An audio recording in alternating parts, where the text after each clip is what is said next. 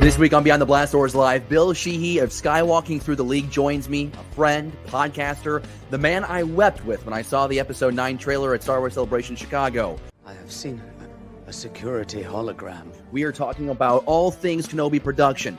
Actually, there's very little we know about this, and so we're going to talk about the one thing we must see in this series whenever it drops on Disney+. It's over, Anakin! I have the high ground! Also, Marvel, very successful with this What If series on Disney+. So we ask ourselves, what if blank happened in Star Wars? We have a lot of fun with it, and so will you. Feeling you're going to be the death of me. And we answer your questions, including, is Anakin an accident of the Force or created intentionally by Palpatine? All that, much more in the next hour. Welcome to our Star Wars conversation. From the farthest reaches of the galaxy, the Midwest, you're watching Beyond the Blast Doors Live. It is September 2nd, 2021. Welcome into our Star Wars conversation. David Amelotti, your host. Excited to be talking about Star Wars with you because here we are in this moment shared in the universe. It feels really, really good. Can you tell that I'm having a really good time coming up with headlines for the show the last couple of weeks? Don't pardon the pun. It's done intentionally. I'm having a blast with it. I'm hoping that Lucasfilm doesn't come after me. If I stick to I think it's less than 6 seconds at a time, I think that I'm okay. I think copyright says that I'm okay. But I might have that wrong. We'll just find out when the stream ends. Like I said, David Amelotti, welcome to their Star Wars conversation. If this is your first time checking us out, be sure you like and share, comment down below, subscribe. That's a big thing. Subscribe. And when you ring the bell, then you're like the first one to know when we go live, which is really exciting because then we can be back in this moment right here because maybe you're watching on the rewind and you missed out on the live show. Well, let's not let that happen ever again. And of course, if you're back for more, you're not new to our Star Wars conversation, you know exactly what we're about here. Well, then I apologize. I'm just kidding. I'm glad that you're back and we're going to have a lot of fun in the next half hour or next hour, I should say. And as I've already told you, I've got a friend with me. I'm really excited about this because he is a good friend of mine. He is Mr. Bill Sheehy. Bill, how are we doing? Oh, excuse me. I was just doing my usual meditating with my Bombadcast pick and Bootsy Collins music card that my good friend Scotty sent me. You know, I knew there was somehow going to be a Bombad reference on this. There had to be. Had to be. I saw Scotty and immediately you knew it had to happen. You know, Scotty and Jerry used to be part of this whole shindig over here. And, now they're doing their own thing. And honestly, Bill, not to cut you off, but I think this is now a good time to be like, hey, sending love to everyone in Louisiana, Mississippi, dealing with the remnants of Ida. My God, it looks horrendous down there. And all along the East Coast. I mean, you're in New York, there's flooding in the subway. It's finally the subways of New York are getting a bath. Yeah. They needed to be cleaned. They did severely, but absolutely. I saw a tweet today where it was like, what every guy thinks their girlfriend looks like when they walk in the room. I just like, that's awful, but that's hysterical. That's awful though. The subways are dirty. They're filthy places. Sometime we should have a conversation about when I met a pimp in the New York subway. Really? And I made the decision. What was his name? What did he tell you his name? Did you just meet a pimp named Steve or like Nick or Scotty? Like what's this guy had two girls on his right arm, one on his left. They come down the steps. We're waiting for a subway. It is late at night, and I'm stupid. I say out loud, "Oh my gosh, that's a pimp!" He looks right at me. This guy had a gun. I mean, there's no doubt in my mind. He probably two guns, and maybe the girls had one too. So that's like 5 guns. Jeez. Dude, I was so embarrassed. My friends were I was having a great time. My friends were super embarrassed. Enough about pimps and hookers here on the show. This is just another show. Listen, Trey, who just popped into the chat, he will tell you that if our pod doesn't start with hookers and pimps, it's not a regular episode. Like that's just what we do. So I tell YouTube every week that this show is for 18 and above. And so I'm very 100%. Comfortable talking about the subject matter, but no, we're talking about Star Wars and there's so much to get to. But yeah, definitely want to, thoughts, prayers, good vibes to everyone down south, anyone impacted by Hurricane Ida. Bill, it's been a long time since you and I have been able to get connected. I've obviously been through a whirlwind. You're going through, we're all going through a pandemic still. So, you know, what's going on, man? Like, how are you? Are you good? Are you healthy? Yeah, I ate. Listen, let me take a sip of my beverage here before I answer. Is it that. orange juice? Is that a Manhattan? It's a whiskey. It's a bourbon sour with very old Barton 100 proof. Okay. But I'm doing okay, man. You know, or as well as you can do in another once in a generation like event that we millennials seem to be going through every 10 years. I'm doing okay. I'm keeping my mental health as well as it can be. You know, honestly, one of the things that's kept me sane throughout this entire thing has been Star Wars, has been the people that I've connected with through this marvelous series. My co-host Trey Mitchell, we you know, talking to him, recording with him, he's just made all of this so much easier. And I can't tell y'all how much I appreciate every single one of you. But yeah, I'm doing okay, I guess that's a long-winded way of me saying, yes, I'm doing okay as well as I can be. But this weekend, actually rethinking it, this weekend's Catterday, which is a big deal. I don't know if you know what that means. What is Tatterday?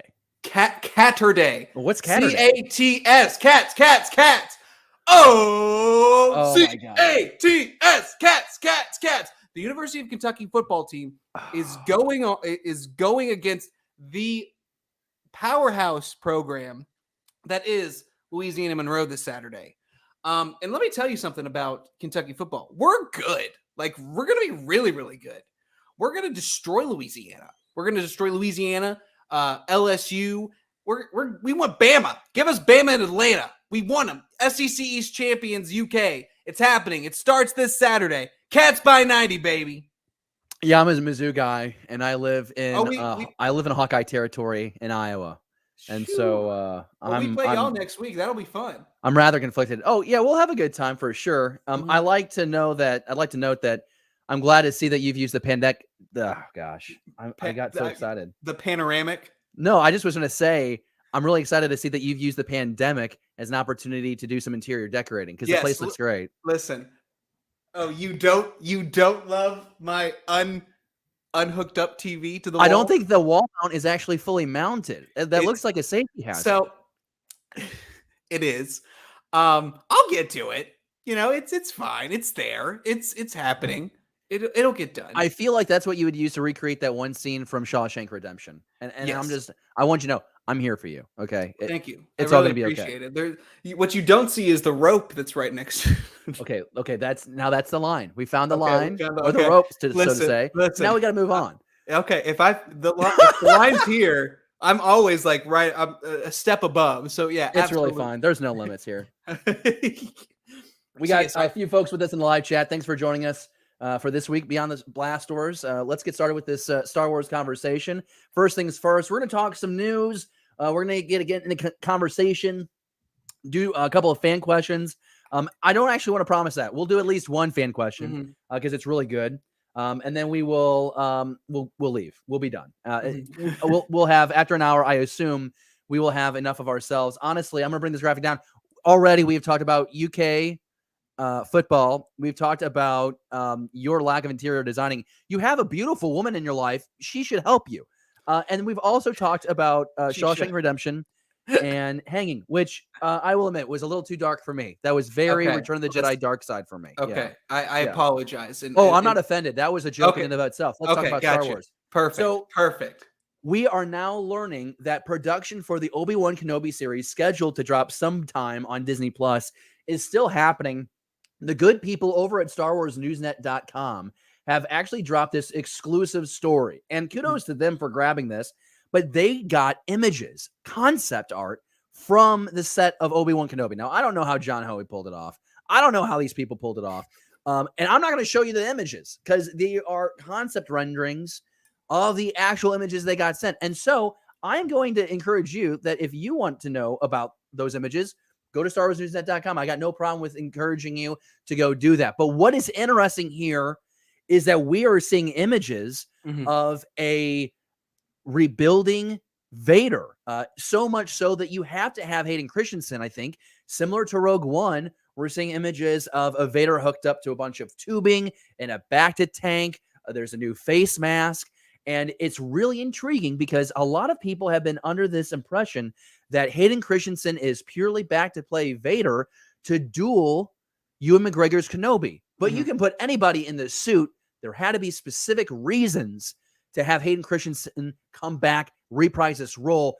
Billy, I want to know from you, when you hear the news that these concept images have leaked, we're getting to see, see those images. What does this do to your excitement knowing that, oh yeah, we're going to get some FaceTime with Vader? Listen, I think that I don't know if I've said it on this show, but I've definitely said it on my pod and everywhere else. Kenobi is the thing in Star Wars that I'm most excited for right now. It's a character that I love. It's a character that I feel like, whenever Disney bought Lucasfilm in 2012, one of the main things that people wanted to see was like a different story with Ewan McGregor back, I said, between episodes 3 and 4. And, I was a little bit hesitant to I was obviously very, very excited that Hayden was going to be coming back. But I was hesitant. It feels like you're shoehorning in Anakin in there just because you can. But just the idea, from the concept, the pictures of the pictures, which, by the way, shout out to Star Wars Newsnet, like you said, kudos to them for putting this out. They are great people and friends. I would show you the webpage right now, but there is an ad for some reason for Adam and Eve adult toy store, and I don't know why that is an ad on this page. So well, that's why I'm not pulling it up. Well, that's yeah. But anyway, I'm really, really excited, and I'm more and more convinced that we're probably not only do I think we're going to get a duel between Obi-Wan and Anakin again, I think that there's a decent shot that you get in Rebels you had the Vader, you see a little slit of his mask and you see old Anakin in there. Right. I'm just fully convinced you're not just going to see that concept image. I think throughout the course of the fight, you are going to see Obi-Wan and Anakin duking it out, and then it's to the point where his mask is coming off, and you get just battle weary, battle torn Obi-Wan versus unmasked Vader. Chills. That gives me really, really excited because I think it's cool. I think that when you set up this series, you have an Obi-Wan Kenobi that's in the middle of a desert, suffering from PTSD. He lost his best friend. He thinks he left him for dead. You have these kids that are now separated across the galaxy. The fall of the Jedi Order, his entire life purpose is completely shattered, and now he's out in this little hut with the nice little chimney. I always liked that the hut had a little chimney on a freaking desert planet. I guess you got to cook your food. So it gets cold sometimes. But we talk about this battle, and okay, Kathleen Kennedy has said, and this is going back to this past December, that Anakin, Darth Vader, and Kenobi are going to have another duel. Fine, here for it. I kind of like the idea in A New Hope of him referencing back to that epic battle in Revenge of the Sith. My caveat is always this: if it's done well and I like it, I won't complain about it. If it sucks, okay, you're going to hear me rant about it. That's fine. But the opportunity to do flashbacks, and this might be something we repeat a couple times on this show, I think the Force Vision and the Force Awakens with Rey touching the lightsaber is a game changer for Star Wars storytelling, because up until that point, you never saw flashbacks or really went back to the past in Star Wars. But if you take Rey's vision and you take World Between Worlds from Star Wars Rebels, you're starting to see the creators, the storytellers, play with this concept of time and revisiting really key moments. And when I think of this series, when I think of Kenobi, I don't need to see the battle between Vader and Obi-Wan. I need to see, though, a vision of Duchess Satine. I need to see maybe him and Anakin on the battlefield, maybe recreating that first scene from the first arc, the first episode of the final arc of Clone Wars, when it's this battle with Cody, and Anakin gets done with something early, and so he has to bail out, Kenobi, and they, you've seen the episode, right? It's unfurled. Right. That would be kind of cool. I think if there is a moment to recreate, though, it would be from Rebels, and that would be the duel between Kenobi and Maul in the desert on Tatooine. Mm-hmm. I think that a lot of fans are calling for that. In fact, when I put out a tweet earlier today, or maybe it was yesterday, on Wednesday, I asked, what's the one thing that you have to see in this Obi-Wan Kenobi series on Disney Plus? Unanimously, it was, we want to see Maul and Kenobi. And again, when you mentioned, when I mentioned the PTSD factor, okay, that's an assumption. It's never been once confirmed that he's dealing with a mental illness. It's just an assumption on my part and a lot of other fans. But it would be really intriguing if, it's almost like, it's like, he's having like a panic attack and it's like Duchess Satine and it's Maul and it's Anakin and it's fire and it's lightsabers clash, boom, boom, boom, boom, boom, boom, boom. And then his eyes open and then it's like, boom, you're like right freaking in Kenobi. It's like, that would be killer. That would be killer. Part of the thing that I think that has changed my mind, like just on the idea of Vader and Obi-Wan meeting again, is that line in Return of the Jedi where, like, Obi-Wan once thought as you did. Like, there's not really a moment in Revenge of the Sith where, like, Obi-Wan's like, I can try to turn you. I can turn you back. There's no moment. So, like, if, like, the point of the Obi-Wan show is, like, that story where, like, there was a time where he, like, sensed Anakin again and thought, oh, shit, I can turn you back to the light side. And then, like, him dealing with the failures of the Jedi, and then like maybe redemption in that, and that's like a key thing. Like for him, he wants to redeem his best friend, his brother, his Padawan. I think that's a really, really interesting dynamic, and it's all you talked earlier about.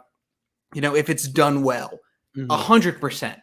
Like if you had told me like that.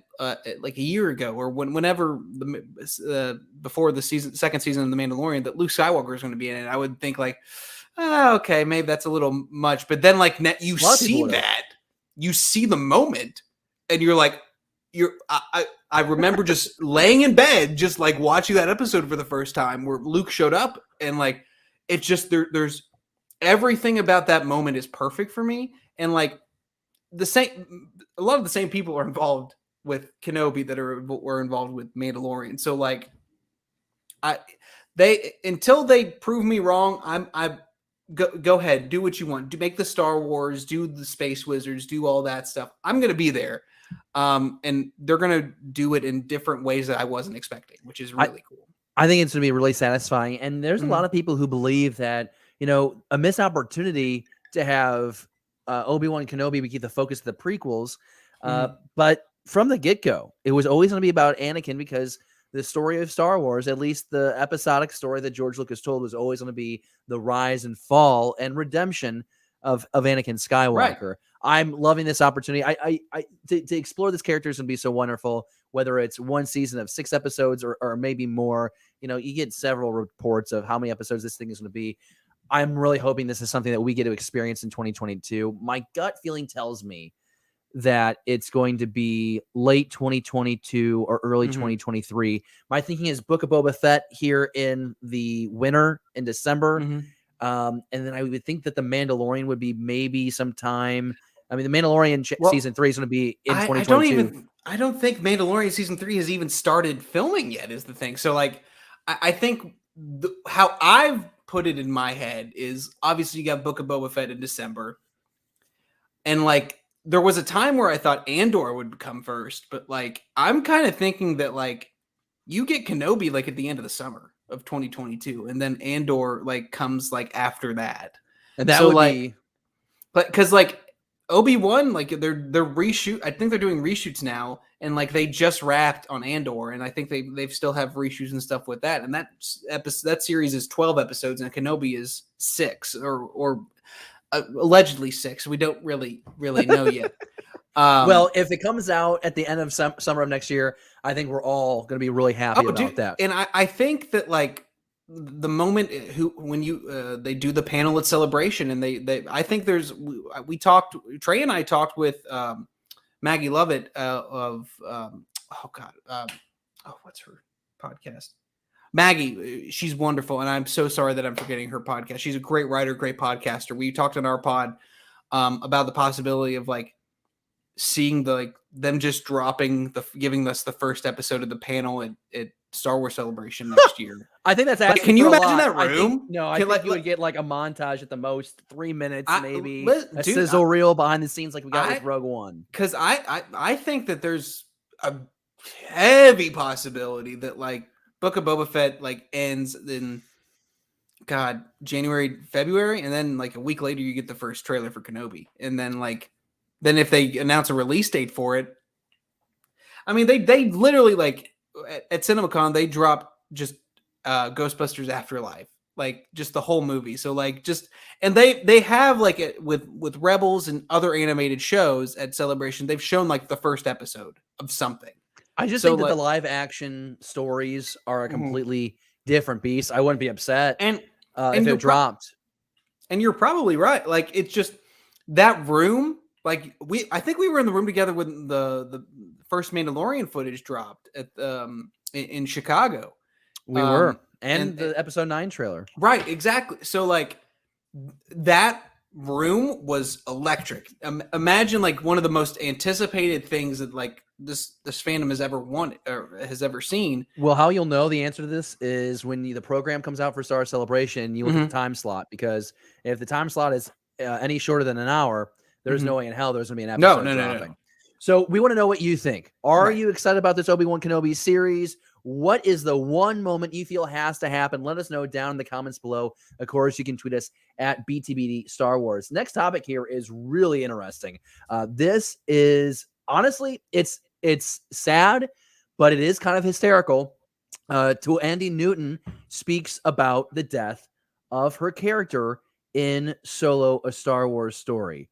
And I was amazed at the bluntness here of what she was saying, because her character Val, the concept I think was awesome. This bounty hunter kind of in love with Beckett, played by Woody Harrelson. The character was fun, but we didn't get to spend a whole lot of time with the character. She ultimately sacrifices herself, which honestly, of one of the elements of that movie that didn't quite make sense, didn't see that coming. She didn't seem like the kind of person that would sacrifice herself even for this love interest of Beckett or whatever. But I guess you really want that deal to go through. Her quote here, Bill, and I want to read it for you, is, "You don't kill off the first Black woman to ever have a role in a Star Wars movie," she says. Like, are you effing kidding me? So she goes in this interview with Inverse, and she really details how she was frustrated on set that they were making this decision to kill off her character. And she says it's one of the biggest mistakes of the movie. I think it's a huge mistake for that movie, just because I thought the Val character was so intriguing. I think she has also a really good point of view when she's talking about, hey, you have this character, this first character played by a person of color with a significant role. I mean, the only other one I can really think of would be Lando had a lot of screen time as well in Star Wars.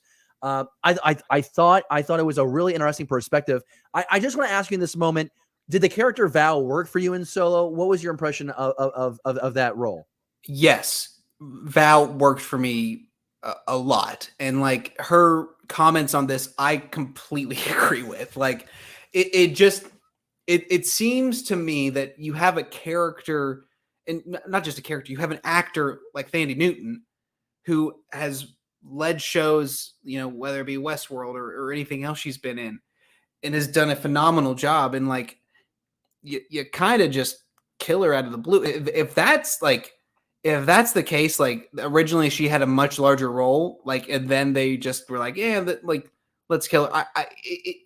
The optics of this are not great. And like, I would be curious to see what the writers, what the justification was here, man. Like it feels just not great. Well, we know that this movie had a lot of issues behind the scenes. Right. No, I mean, let's think about that. I mean, you have the director issue, Phil Lord, Chris Miller being taken off. You put in Ron Howard, basically doubling the budget of this movie. Of course, everyone wants to talk about how this movie failed at the box office. It wasn't marketed well. Infinity War was obviously prioritized, and we've talked about that quite a lot on the show. I think that when I think about that character, I think that Val just has to be one of those sacrifices, unfortunately, because of all the mayhem behind set. And they were at the point where that film needed to be finished. And so I think in earlier scripts, the interview goes on to explain that Val had a little bit bigger of a role, but like in the moment on set, they're like, okay, she's just gonna have to sacrifice herself, which unfortunately alludes to the fact that some aspects of the story maybe weren't fully thought out. But the finished story, I mean, it looks good. It doesn't look, when you watch that movie, like at the last minute they decided to kill off a character. Yeah. But it would have been fun to see Val breathe a little bit more in that movie. It's just it's disappointing to me because like that could be like another potential like villain in the second one, and like in Solo 2, hashtag make Solo 2 happen. Because like if all of a sudden you have like Han's killed Beckett and like has killed the one person that Val loved in this world, and now like she wants revenge, like it just feels like there's a storyline there beyond. Oh my God, like, yeah. Beyond like just Kira being who he's after in Solo 2. Yeah, does it work like through like in the movie? Yes, it does work, but like I just think that there's more opportunities for story with her, and you give her more stuff to do, because like for as little time she had in that movie, like I think that she made I think a lot of people love that character because of her. And like she was just gritty, witty, right. And played very well off of Woody Harrelson. Like it was a really fun dynamic. So, we just want to know what you think. Do you think that Newton's comments in this Inverse interview, are they valid? Do you want more of that character? I very much doubt a prequel for Val. Maybe we get some more fun with her in the comics, but let us know down in the comments below. Of course, tweet us at BTBD Star Wars. Want to shout out, we have Gannon 136, Mr. That's Patrick in the live chat. We also got Mr. Rez, Mixed Feelers 1138. Glad to have everybody here with us in this moment. It is September 2nd. One of my favorite things about when I recorded with Pat is whenever he would introduce himself, he'd say, "Hello, this is Gannon 136, also known as Patrick." I don't know why that makes me giggle, but it does. And because I love nobody him knows so his much. actual name. No, everybody just knows Gannon 136 in the live This is chats. Gannon 136, also known as Patrick, and I love him. He is wonderful. So yeah, Gannon 136, also known as Patrick. Thank you for being here, buddy. I miss you. Just seeing this update come across, so I'll read this one out for some comic book news. Crimson Reign is the second of 3 comic series that form a trilogy that is being penned by Charles Soule. We're learning now that it will not be released in November as originally promoted, but now will be in December. So really looking forward to that. Of course, that's the story of Kira being front and center. And this is a trilogy of comic series with Kira involved. And so that was something that was really interesting last week. Charles Soule coming out and being like, the moment that I got the opportunity to write for Star Wars, I wanted to write new Star Wars in between, episodes 5 and 6. And he's doing so with Kira, who is a character that a lot of people want. So again, Crimson Reign is the second installment of that comic series trilogy. Will not release in November, but now December. An exact date is not known, but a little bit of an update for you right there. Next topic here is really cool because this just dropped on StarWars.com. And I really want to get people's opinion on this because who doesn't want Star Wars merch? We always need more Star Wars merch. And so I have the website pulled up here, and I thought it'd be just fun.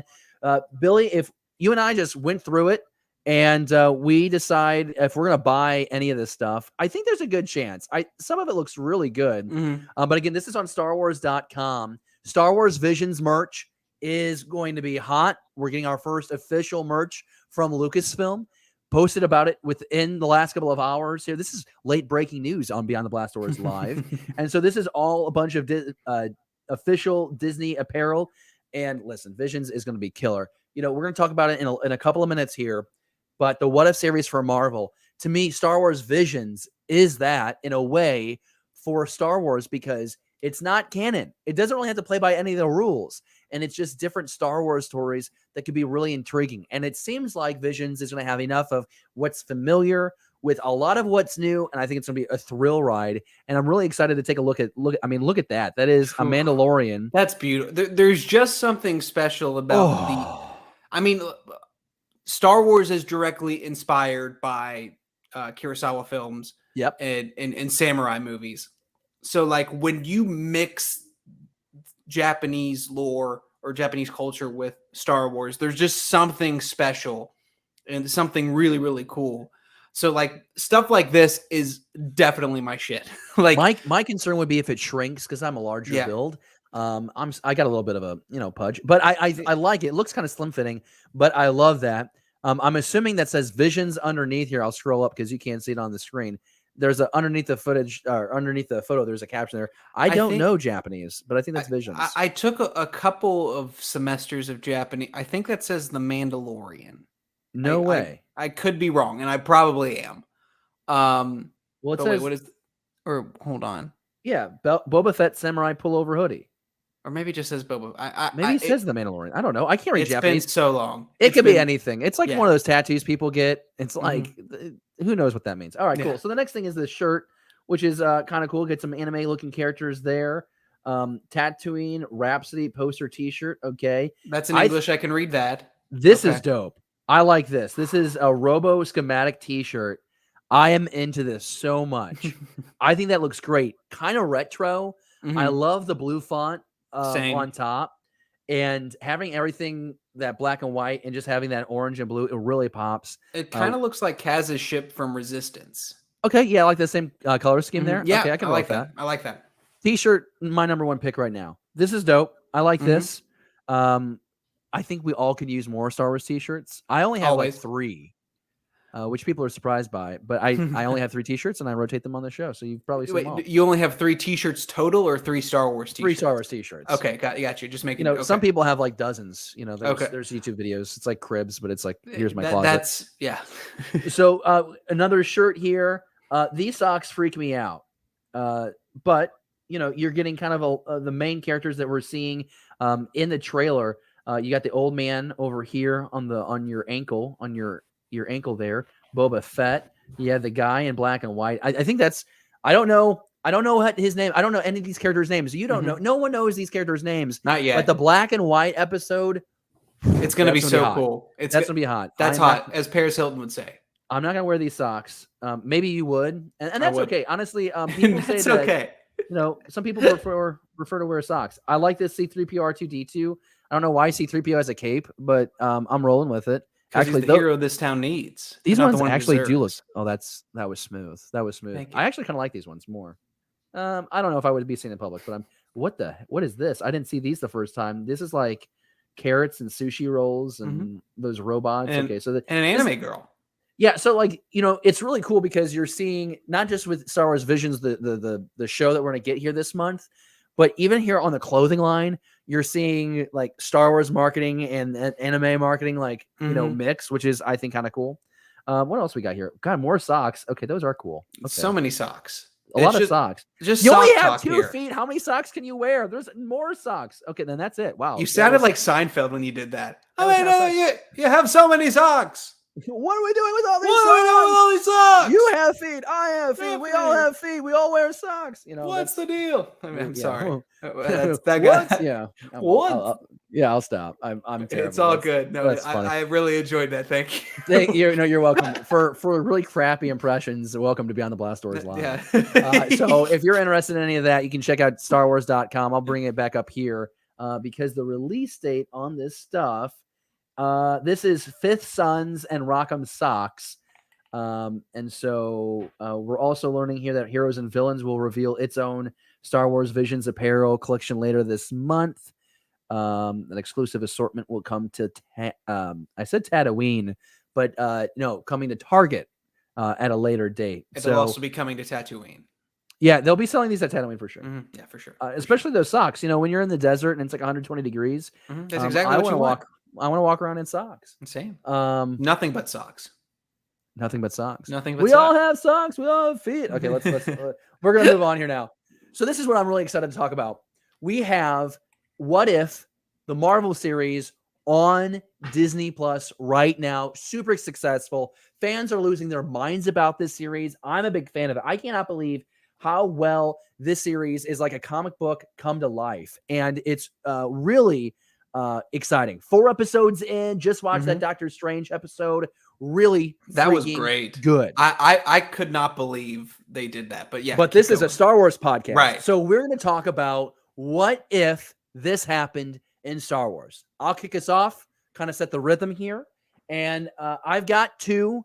I think, Bill, you have one or two. Mm-hmm. And we're just going to riff. We're going to keep this under 10 minutes. We're going to hit a fan question. And then we're going to blast out of here because it is a Thursday night. And I have to be into work at 3 o'clock in the morning. So with that said, what if Obi-Wan Kenobi would have followed Leia and trained her to be a Jedi in A New Hope?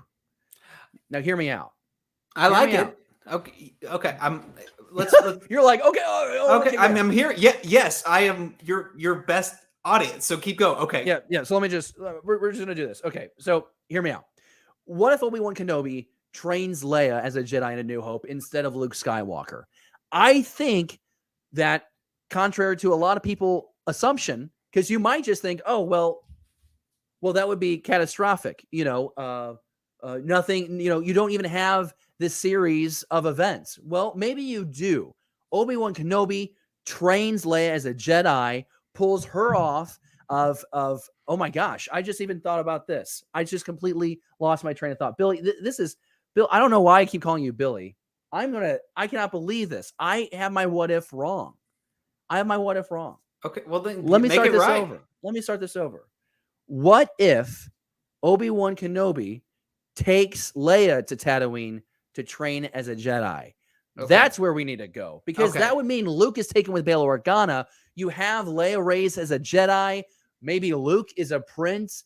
Prince gets captured by Vader. It's just a very simple flip-flop of those two twins. Mm-hmm. I think you're still having Leia grow up on Tatooine. Maybe she's a little bit rougher because she has to do more labor-intensive work on the daily on the farm instead of growing up as royalty. Kenobi trains her. He's going to still have to pull her off the planet, right, to go save Luke. Could happen. I think that goes into, like, already that Yoda wanted to train Leia instead of Luke. So, like, I think that's just another, like, that's a cool thing where, like, then, like, the next natural progression of that is then, like, instead of Luke going to Dagobah, Leia goes to Dagobah. And then, it's just, they're just one small thing that could completely change the fate of the galaxy. And that's what's fun about this series that Marvel's doing, right? Is it's showing you one moment, one little thing.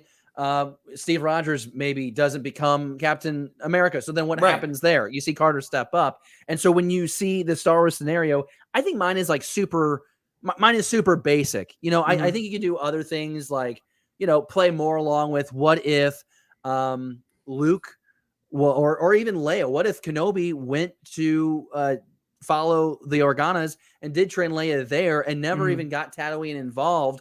Luke doesn't become a factor. Who knows? Those events happen. You probably don't run into Han. The series doesn't happen. Honestly, that what if would suck. There would be no Star Wars. We wouldn't be having this conversation. What if Luke didn't turn his lightsaber on in front of his nephew while he was sleeping? Like, what happens there? Like that just one, like that completely changed. Maybe Kylo Ren doesn't, or Ben Solo doesn't become Kylo Ren, and like then none of the sequels happen. And another there was one that I actually thought of like right before I got on here that like I hadn't thought of. Like what if Rey was taken to Palpatine? Like like what if Ochi of Bastoon or whoever like actually caught Rey? And then like still some of the same things happen with Ben Solo where he turns to the dark side. Like what's that dynamic at that point between Rey and Kylo? Do they fight for who becomes the supreme leader? Does Ben stay on the light side? Does he still turn to the dark side? What happens? Like I think that as much as I love The Rise of Skywalker, the one thing that I would change is Ben Solo dying. Like, I want to see Ben Solo surviving. So, like, doing a story where, like, maybe he's still, Luke and Ben are fighting against Palpatine and Rey, and then, like, feeling that then the dyad stuff comes into play there where, like, Ben feels something and then, like, tries to turn her and blah blah blah. But I think that would be really cool. Mhm. And honestly, I don't like Rise of Skywalker at all. I think it's an awful Star Wars movie. Stop because- it! Don't spite you being mean. No, it's fine. Like if you Why- enjoy it, like that's so great. I'm glad it brings you joy. I just think that for a few reasons they really just did not execute that movie. Why would you do that very to well. to J. Abrams? Why does Ray need to make out with Ben right there? That was not needed. Have you It seen was them? Lily. It was Lily in response. Have you to seen Twitter. them? It was a Twitter move. I don't think it was a It was Twitter horrendous. move. But I I don't will think it say was. this: Dark Side Ray would be badass. One of the Mhm. best scenes in that movie was seeing a dark Ray version come out there with a double-sided lightsaber, and like that would be great. And I love your what if. I think that would be incredible to see actually play out. Just because to have that competition between Ray and Kylo. Okay, so obviously you're talking about like as a child if she was taken absolutely. away. But Right. yeah, what if Palpatine he's like, well, I wasn't able to put Leia and Luke against each other, and that kind of backfired on. Well, what if I train both? What if I manipulate Ben? I get Rey, and then Mhm. what I'm going to do is I'm going to train them up to the best of my ability, and then I will have them duel each other. Whoever wins, that is my right hand. That is Right. going to be the power that is at my hand. I love that. What if? That's a great one, Bill. My Mhm. second one here, I think this is a lot better than my first because it's far more thought out. Clearly, I didn't do well with that first one. But what if Padme kills Anakin, Vader, on Mustafar in Revenge of the Sith? We know that the original script had Padme going to Mustafar with some kind of dagger, and she was going to try and take out Vader because, he's now consumed what was Anakin Skywalker, and she's heard these terrible stories from Kenobi, learning that, he slaughtered all these younglings, right? And that's a scene that I want to see in the new Obi-Wan Kenobi series. I want to see a flashback where Obi-Wan is like, you're looking at the hologram and you're just seeing Anakin wreck. Not because I like seeing young people slaughtered. I just think that is that, dude. That is intense, and I think that'd be great. But okay, so literally, you could have what if Padme kills Anakin? My first thought was if Padme was successful taking out Anakin there on Mustafar, then you would have her come back to Coruscant. We learned that it was a betrayal. The Emperor had this huge plot against the galaxy. Padme takes out this agent of the Emperor, and now she can rebuild the Republic and get things back in order. And I'm like, no, that wouldn't be how it would be at all. If Padme kills Anakin, she comes back to Coruscant. The Emperor is already in power. Order 66 already has happened.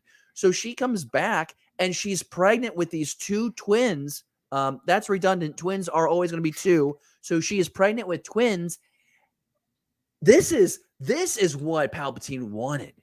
Palpatine ultimately, no matter what, the way it plays out in the movies is Anakin is half a man and not fully as strong as the Emperor was hoping. And so he kind of tortures Vader the next, 19 years. But imagine if Palpatine gets his hands on Padme, still pregnant with the twins. He has the children born. He takes the kids to train for him both. And then you have Padme just killed. She's killed. There's no way you keep her around. She killed Vader. He's not going to keep her around. She's dead. He has the twins. And let's make it real fun. He has this Inquisitorius that goes around killing Jedi. Jeez. Guess who gets in charge of the Inquisitorius once they turn 19 years old? You have Leia, you have Luke, and they're the face of the new age of the Sith.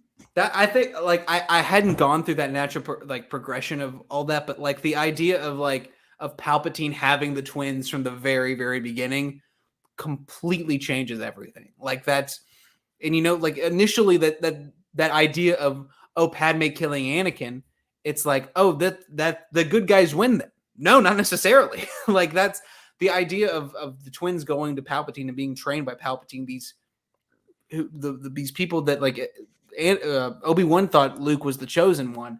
These very obviously very, very powerful Jedi or Force users being turned from the dark to the dark side from a young age completely changes everything. That's not even something I considered. You mentioned Obi-Wan. If the twins have already been taken, if Kenobi has failed, if the Organas fail, Yoda and Obi-Wan just stay in hiding and wait out the rest of their days. They have to be outmatched. There is no other. I guess now that the story has been told so much over the last 40 something years, Ahsoka's out there playing around. Maybe Mace Windu is still alive.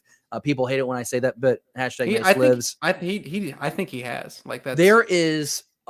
I just think that there's a real chance that this would be like a trinity of Sith that would just rock the galaxy. I think it would be insane, and I think maybe everything accelerates. Maybe Palpatine, because he has these two twins so trained in the dark side of the Force, maybe he accelerates plans, and he is able to do the final order a little sooner than anticipated, because there's just at this point there's just no threat that can take out the Emperor. Obviously, things played out differently in the movies. But what if? I feel, the what? But what if? But what if that did happen? Let us know down in the comments below. We want to know what you think of that what if. Bill, do you have another what if before we cruise on? Yeah, mine's kind of similar to yours. It's not that Padme kills Anakin. It's what if Padme just survives? Like, what happens at that point? Like, do the twins still go to Ben and the Organas? Does she become a leader in the rebellion? I think she would. She was already one of the people that was starting the beginnings of the rebellion. So obviously, I think the natural progression of that, her becoming a leader. Does she go into hiding because she knows that Anakin would be looking for her? Does her, if she's hiding from Anakin, does her reveal that she's actually alive at some point help turn Anakin? Like, I think there are so many different things that you could do. And then, like, on top of, like, now she knows her kids. Now Luke and Leia know at some point will get to know their mother, which I think, like, is really, really cool, and something that, it's a small thing that, like, completely changes and gives us a lot of new questions for how things could play out. Because I think inevitably, like, at that point, I think Vader is turned, but the way he's turned back to the light, it's not, just his son saving him. It's his family saving him. Can Padme Amidala remain alive no matter what scenario? Because ultimately her death is what allows him just to go all in on the dark side, or as much as he does. So if she's still around, I understand how her alive allows that little shred of light in him to continue to burn. I think listen, Padme Amidala alive, like that is a name in the galaxy. She's kind of a big deal. Queen at 14, in charge of an entire planet of people. At 14. We don't talk enough about how she was 14 as an elected leader of a planet. She won, and she almost won re-election. Had she, it's just a shame that she didn't run. But the point here is, if she's still around, it's going to be known, and then you're going to have this speculation about her pregnant. There's going to be like the TMZ of the Star Wars galaxy being like, Padme Amidala seen pregnant with twins. Well, goodbye. I think she, no matter what happens, she is going to die. Well, at the same time, like, Darth Maul hid on a trash planet for like 50 or 12 years without anybody knowing. So, like, if she had to, I think she would. I think she could still, like, she could play a fulcrum role where, like, she is a spy. She's a spy, but, like, she already has body double. She had a body double by the time she was 14. So, like, I don't think the espionage spy stuff would be new to her. So I just think that on top of that, like, first of all, you're Vader in episode 4, or you're between episode 4 and 5, and you find out you have a son. And then another humongous thing in episode 6. Now all of a sudden, not just your children are alive, but your wife is alive. That's an entire family reuniting, which is exactly what Star Wars is about. It's about family. Carrie said that. Yeah. What if? What if? What's your Star Wars what if? We want to know down in the comments below. Tweet us at BTBD Star Wars. I want to pull this up real quick because I'm liking these. We got a couple here in the live chat, and of course, big thanks to everyone joining us in the live show. We know that the time change is crazy. My work schedule got flipped. I'm anchoring morning shows right now. So I go into work at like 3 o'clock in the morning. That's crazy. And God so, like, love you. doing 9 p.m. Central on a Wednesday night just isn't an option right now. So Bill and I are doing this episode because this is when Bill and I can meet to do this episode. This is Podcast of the Wills. My Star Wars What If is what if Jar Jar doesn't give the speech to vote and give Palps emergency powers? I think that's a great one. And it's one that we all go to because you're seeing how that character got so manipulated and was the perfect puppet for the Emperor. Clearly, it shows the stupidity of Jar Jar. Be nice to Jar Jar. I just thought of this. Be nice to Jar Jar. I post on Instagram. This is like yesterday, and I post on Instagram for like the first time in like 8 months, right? Because I haven't been that active. Right. And so I send a direct message to everyone that follows the Beyond the Blast Doors account, including my wife. And so I'm like, what's the biggest Star Wars question unanswered? Which is going to be the prompt for our fan questions coming up in a few minutes. And she's like, I don't know. What happened to Jar Jar? How do Wookiees mate? I can't remember the third one. But it's just really funny. That's I think passionately and very thoroughly. Yeah, I mean, there's just a lot of friction there. Anyways, so the what if, I think that Jar Jar, what if Jar Jar was a Sith? I love the idea that he was a Sith. That's a fan thing. But yeah, what if Jar Jar doesn't open his mouth? Well, none of the Star Wars happens because it felt like that was like the final straw that broke to allow Palpatine's great plan to work. And maybe I'm wrong. Maybe he's able to manipulate somebody else. Maybe I don't think he's able to break Padme, but so many things are already in motion, right? The Grand Army of the Republic is already, being developed. You have this conflict with the Trade Federation. Basically, the Trade Federation set up to do this blockade on Naboo, and they become the bad guys. So, Palpatine has his players. He has his two sides already in development and making the galaxy kind of pick one side or the other. I think that's a really intriguing one and one that you can explore. My God, so much. Also, why did the Trade Federation make that blockade? Like, what did Naboo do? It's Damn. the taxation of trade routes, man. Like, you can't tax the trade routes. Everyone knows that. It's the first rule in politics. Can you imagine? And listen, I'm not here to talk politics. I hate talking politics. But can you imagine George Lucas writing the prequel trilogy during the Trump and Biden administrations, pulling out of Afghanistan? Oh my God. Just Trump, man. Like that. Yeah. That's crazy. Star Wars in a lot of ways was a direct result of Vietnam and Nixon. So definitely heavily influenced. I can't I think a lot of the story, and even the prequels were influenced by present day George Bush, George H.W. exactly, Bush, 9/11, all Afghanistan, that stuff. Yeah. exactly. So remember, Bush said the line, and then they kind of copy it in Revenge of the Sith. You're either with me or you're my enemy. Mm-hmm. It's like, and you know what? And that's such a great thing to acknowledge is how Star Wars is that reflection of reality. Some people say that's not real, and it's like, no, it's definitely real. Like, it's definitely at times a commentary on the climate. That's why when people complain about, I don't know, diversity of a cast or just women in Star Wars. And they're like, keep your politics out of Star Wars. I hate people. Did Star Wars is for everyone. Exactly. 100%. You know what? Damn it. Star Wars is for everyone. Okay. So Damn it. I know. Get off my lawn. Okay. So here's the last bit here on Beyond the Blast Doors. Thanks for making us a part of your night. Really do appreciate it. Again, Thursday's kind of weird. I think this show's actually going to move to Tuesdays at 1:00. So be on the lookout for that. Really excited. Next week, I'm going to have a friend of mine. Her name's Jillian Brooks. She actually works with me at my station. And so she's going to share her Star Wars story, and I'm going to get her reaction on it's going to be a really great time because it's just getting her reaction to all the things that are happening in Star Wars. There's so much happening. And she makes occasional Star Wars references on air sometimes, and it's really great. It's enjoyable. I love it. So here's our big question: was Anakin a random result of Plagueis or Sidious experiments with the Force, or was he created on purpose?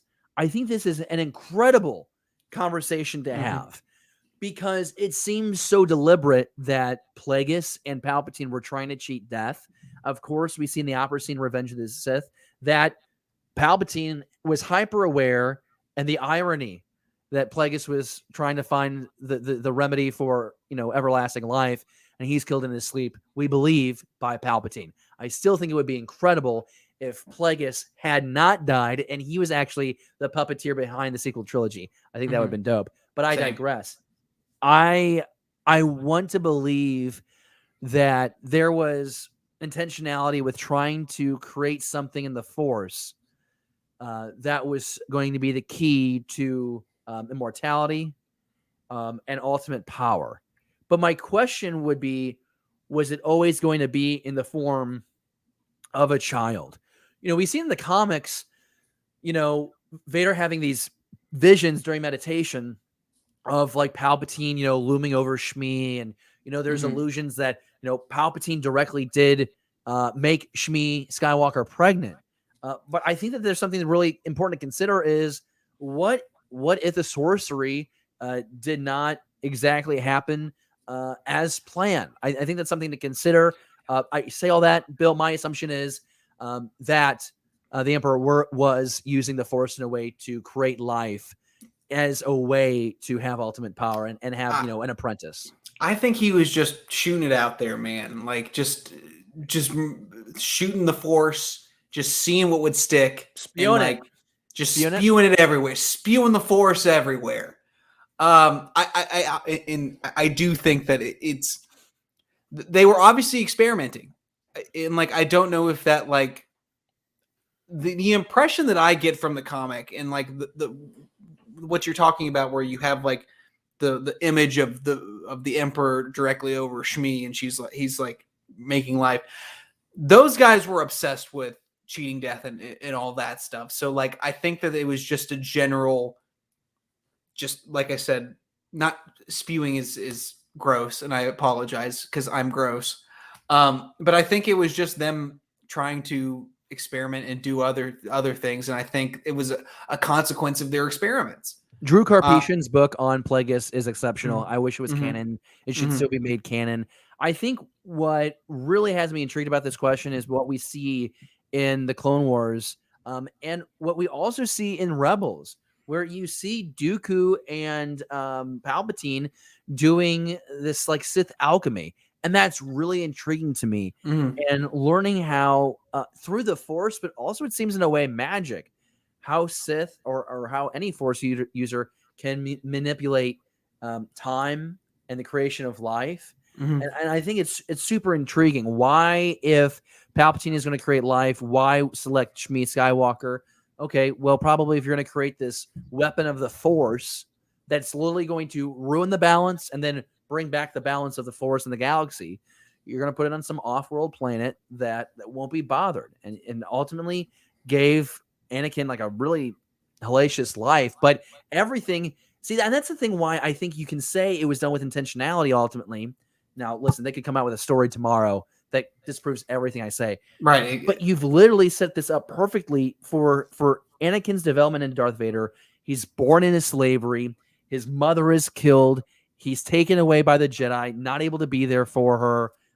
Revenge, redemption, hatred, rage. It is just constant in this kid's life the moment he leaves Tatooine.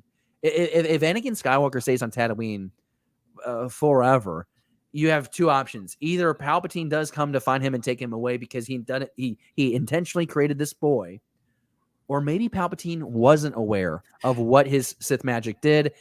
And Anakin he plays out the rest of his life as a slave, and he's like winning some pod races. He intentionally created the clones that led to Rey.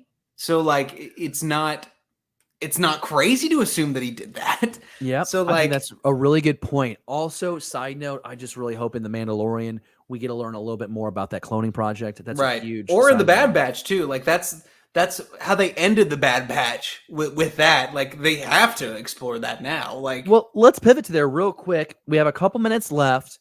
Love that fan question. Love everyone hanging out with us in the live chat. We got Bill. We got SEC happening this week. SEC. You know, David. I don't know if you're aware, but in the SEC, it just means more. It just means more. I think you should be embarrassed because Mizzou is also in the SEC, so that tells me a lot. I'm embarrassed that Mizzou is in the SEC. That's it. What are you talking about? In the first 3 years in the SEC, Mizzou almost won it all. How can you say that you're embarrassed? A couple rocky years, you're gonna hold that against Really? You know, What's your MIZ. football coach's name? I cannot name your football coach right now. Listen, Dunkowitz is a good guy. He What just is likes that? to That is sell not things. his name. It is. Dunkowitz? Yeah, here. Why would you do this? Mizzou coach. I don't know why you would. It just means Nick knows it means Oh, God. more. It's it Eli. just means more. Eli Drinkwitz. Is that what it is? This is Drinkwitz. Drinkwitz. That sounds like a doctor. Eli Drinkwitz. Yeah, Eli- He's my doctor. You know what? It's just, here's the thing. I don't like how you're bullying me and my team. You don't in the like how I'm SEC. blowing you? I said bullying. Okay, I said bullying. I heard blowing, and I'm like, well. Let's take a pivot. Hey, okay, Whoa. so a couple minutes Whoa. left. Mandalorian season 2 talk real quick. Okay. Our Mandalorian season 3, I should say, comes out in 2022. What are you hoping to see unfold there? Because I have absolutely no idea where they can go with this series, because when we leave everybody, Luke just left with Grogu. You have the Mandalorian and Bo-Katan.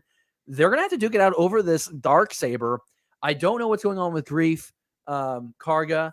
I don't know what the hell is going on with Grand Moff Gideon. Punch him in the face again for all I care. You have the Imperial, fraction. I don't know. Like, what are we doing in season 3, man? It's Mandalore. I think it's 100% Mandalore. Like, I love that. That seems like you don't bring the Darksaber in it. Like that interaction, like the way that Bo-Katan looked at Din at the end of season 2, when he had the Darksaber, like there's nowhere else the story can go in season 3, in my opinion. Like, I think it's going to be about, Bo or Din. Like, Bo's trying to take power on Mandalore again.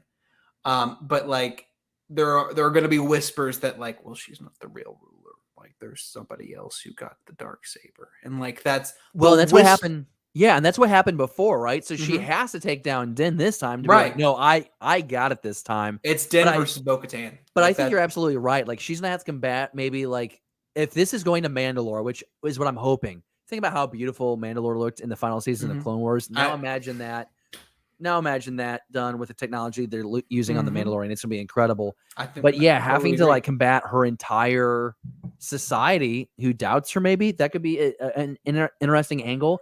There's reports that Luke and Grogu will show up, and I'm very hesitant about that. I think Grogu is gone the majority of season 3, and if returns in the season finale of 3 and could be around in season 4. Of course, reports say that the Mandalorian is only going to be 4 seasons. Right. But Luke and Grogu, do you anticipate them back anytime soon? I anticipate them back in Ahsoka. I think that makes more sense to me than the Mandalorian. Like, I think maybe you show like Grogu in a hologram, where like Din, like before like a moment of like Din is about to take on Bo-Katan or something like that. Like, you show an interaction with Grogu and Din, and then like that gives it more meaning. But I think that like Luke Skywalker being in Ahsoka, it could potentially be one of the coolest things they do in Star Wars. Like, yeah, and like one of the things is, like, I want to see Ahsoka and Luke Skywalker have a conversation and maybe have training and maybe have conversations about the failings of the Jedi Order and what Luke is trying to do in the future. I think that would be interesting. My buddy Pete Fletzer, he just did like a 2-page fan fiction that he posted on Twitter the other day. He's the host of Around the Galaxy. Check him out on Twitter, because he did 2 pages where he tries to imagine the conversation between Ahsoka and Luke's first meeting. I think that's really intriguing. So go ahead and check that out. But I did not consider that Grogu dip out the rest of Mandalorian. So the series is hyper focused on Din helping out Bo-Katan on Mandalore. I mean, like, that is like ultimate. When you're talking about the Mandalorian, that is everything you can imagine Mandalorian. Because I think that the underground stuff is going to switch to the Book of Boba Fett. Like, I think that's where that you explore kind of what you've been exploring in the Mandalorian, the seedier side of the galaxy, with the New Republic not really being in the Outer Rim.